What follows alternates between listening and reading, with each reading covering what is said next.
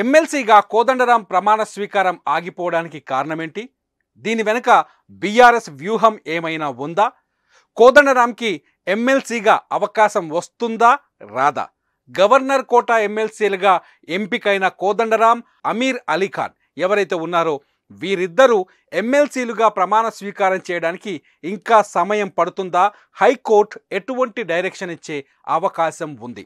ఇప్పుడు తెలంగాణ రాష్ట్ర వ్యాప్తంగా జరుగుతున్న చర్చ ఇదే. గజం కేవలం 23,000 రూపాయలతో 165 గజాల భూమి కేవలం 38 లక్షలు మాత్రమే. ఇంతకీ ఎమ్మెల్సీగా కోదండరాం ప్రమాణ స్వీకారం ఆగిపోవడానికి అసలు కారణాలు ఏంటి?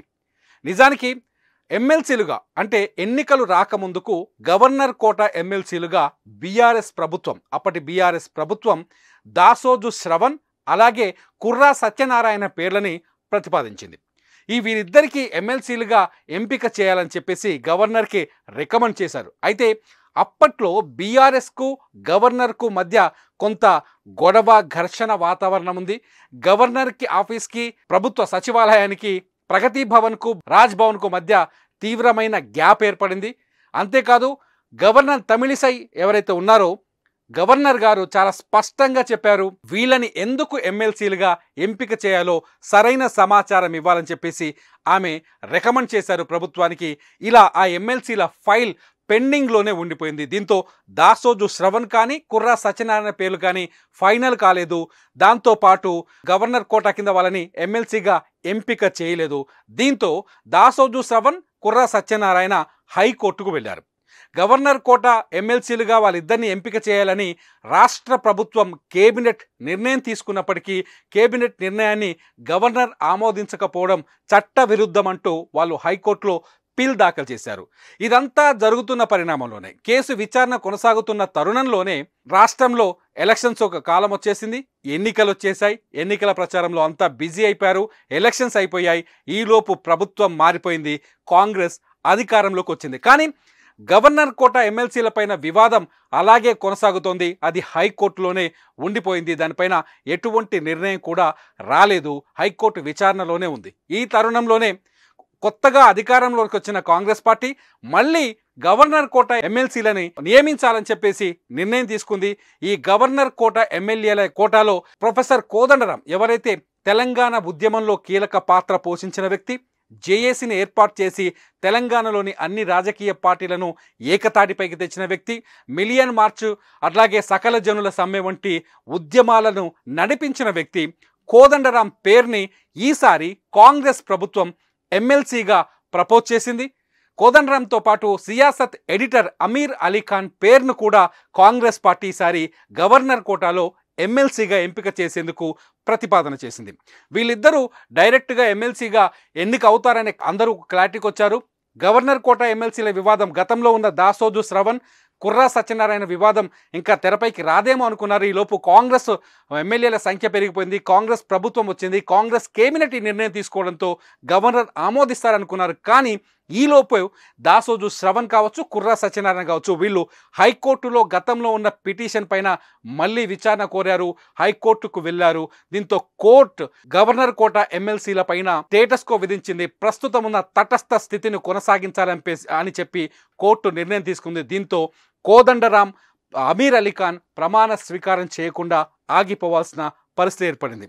హైకోర్టు ఈ విషయంలో ఏం నిర్ణయం తీసుకోబోతుంది అన్నది ఇప్పుడు ఆసక్తికరంగా మారింది.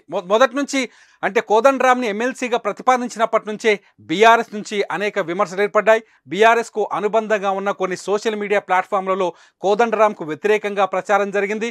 ఇటు తెలంగాణ ఉద్యమకారుల నుంచి కూడా కౌంటర్లు నడిచాయి. కోదండరాంని ఎమ్మెల్సీగా ఎంపిక చేస్తే బీఆర్ఎస్కు ఎందుకు ఆ బాధ అంటూ వ్యతిరేక పరస్పర దాడులు, మాటల దాడులు కూడా సోషల్ మీడియా వేదిక పైన కొనసాగాయి. కోదండరాం నిన్న సోమవారం రోజు నిజానికి కోదండరాం, అమీర్ అలీఖాన్ ఇద్దరు ఎమ్మెల్సీలుగా ప్రమాణ స్వీకారం చేయాల్సి ఉంది. నిజానికి ఎవరైతే గుత్తా సుఖేందర్ రెడ్డి ఉన్నారో మండలి చైర్మన్, ఆయన నిన్న అందుబాటులో లేరు. కోదండరాం, అమీర్ అలీఖాన్ చాలాసేపు మండలి దగ్గర వెయిట్ చేసి సాయంకాలానికి తిరిగి వెళ్ళారు. సుఖేందర్ రెడ్డి ఎవరైతే చైర్మన్ ఉన్నారో ఆయన అందుబాటులోకి రాలేదని చెప్పేసి వాళ్ళు నిరాశతో వెనుదిరిగి వెళ్లారు. ఈలోపే వ్యవహారం హైకోర్టు వైపు వెళ్ళింది. హైకోర్టు కూడా కోదండరాం, అమీర్ అలీ ఖాన్ యొక్క ప్రమాణ స్వీకారానికి వాయిదా వేయాలని, ప్రస్తుతానికి ప్రమాణ స్వీకారం చేయించవద్దని ఆదేశాలు ఇచ్చింది. ఫిబ్రవరి 8వ తేదీ వరకు ఈ అంశం పైన స్టేటస్ కో విధించింది. దీంతో ఇప్పుడు ఒక అతి పెద్ద రాజకీయ ప్రశ్న ఇప్పుడు ప్రజల్లోకి వచ్చింది. దాసోజు శ్రవణ్, కుర్రా సత్యనారాయణని ఎమ్మెల్సీలుగా ఎన్నుకుంటారా, లేకపోతే కోదండరాం, అమీర్ అలీ ఖాన్లని ఎమ్మెల్సీలుగా ఎన్నుకుంటారా అన్నది ఇప్పుడు రాష్ట్రంలో అతిపెద్ద ప్రశ్నగా మారింది. ఎందుకంటే గత ప్రభుత్వం ఏదైతే ఉందో ఆ ప్రభుత్వం దాసోజు శ్రవణ్ని, కుర్రా సత్యనారాయణని ఎమ్మెల్సీలుగా ఎంపిక చేస్తూ అప్పటి క్యాబినెట్ తీర్మానం చేసింది. ఈ ప్రభుత్వం, రేవంత్ ప్రభుత్వం, కాంగ్రెస్ ప్రభుత్వం కోదండరాంని, అమీర్ అలీ ఖాన్ని ఎమ్మెల్సీలుగా ఎంపిక చేస్తూ గవర్నర్కి ప్రతిపాదనలు పంపించింది.